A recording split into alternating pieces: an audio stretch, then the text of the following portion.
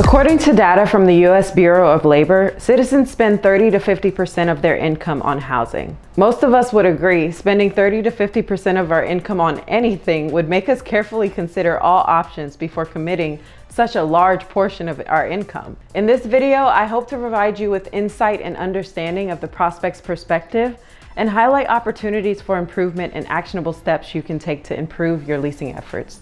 Okay, so why is 30 to 50% important? Before a prospect has even contacted your community, they've done their own research. They've taken the time, they've considered the importance of the expense, and they've selected your community as an option that they'd be willing to spend 30 to 50% of their income on. If that doesn't boost your confidence, I don't know what will. They've already done the hard work for you. So what are some reasons a prospect would be looking to move? A job opportunity, roommate concerns, a lifestyle change, or just apartment preferences. Considering the reasons your prospect may want to move can help you connect with them in a more effective way.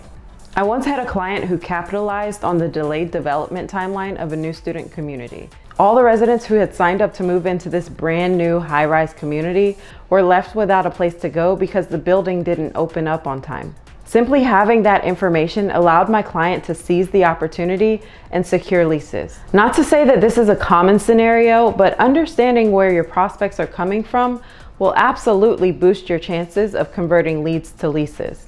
Now, once a prospect has decided it's time for a change in their living situation, they'll typically begin their search by driving the area, searching on search engines or internet listing sites. Drive-by traffic continues to hold an average of 5 to 30% of lease conversions in our industry. So if you haven't evaluated your curb appeal, definitely do so. Most of us would go to Google or an apartment listing site like apartments.com, Zillow, rent.com, apartment lists, so on and so forth. Why is this important? You only get one chance to make a first impression. The way you present your property online or in person contributes to how prospects will perceive you. We'll take a deeper look into that later on, but it's definitely something to keep in mind. Once your property has made an impression on your prospect, they'll enter what's called the research phase. This is when the prospect starts digging. They look at your website, they check out reviews, and maybe even visit your social media accounts. You want to be sure first and foremost that your website is accurate, easy to use, is well laid out, has a clear call to action, and is aesthetically pleasing. Considering the online world, your website is like a storefront. In other words, if the prospect is here, they're either window shopping or looking to buy, but either way, they came on purpose. Prospects will also take a look at your reviews. The higher your ratings, the more likely you are to convert leads to leases. Research has shown properties with 30 or more reviews typically see a conversion rate that is 8 times higher than those with fewer reviews. And of course, social media. This gives the prospects a peek into what it would be like to live in your community.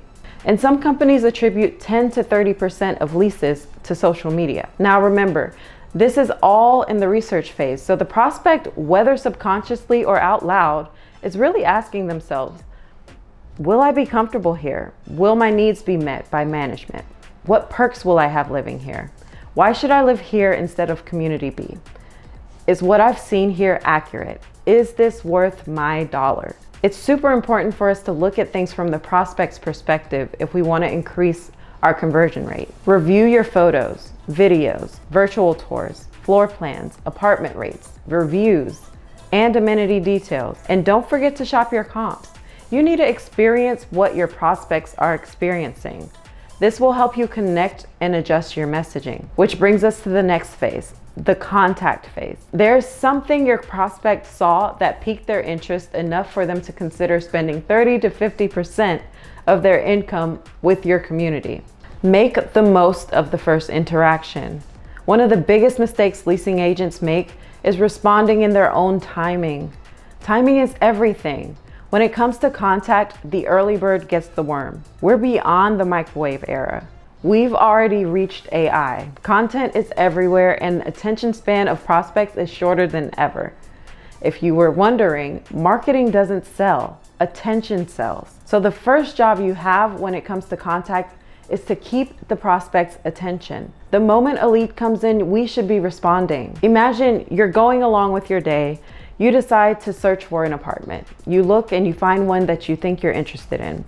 You contact them and they don't answer. They call you back an hour later, but by that time, you're not even in the mood to talk about apartments. Or worse, you've already toured another community and you're pretty much sold, not because the community meets your needs, but because they were prompt and consistently responsive. They answered when you called. They were prepared to tour you, and they assisted you with the leasing process. Who would you lease with? It's understandable that some calls may be missed, but consider the 3-minute rule. Return missed calls and respond to emails within 3 minutes. It used to be 15 minutes, but as quickly as content flows in today's society, it's best to keep it under 3 minutes.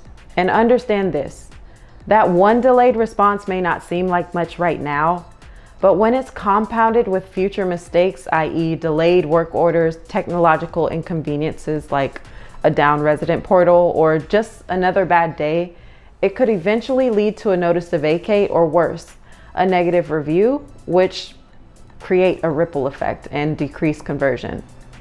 Now, once a prospect gets in contact with you, the sales process begins. And this is your chance to make a great second first impression. In the next few sections, we're going to review the strategies, skills, and practical applications of leasing and closing so you can do just that. If you followed along and completed the assignments, I have no doubt once you finish this course, you'll be on your way to leasing like a pro. I'll see you in the next video.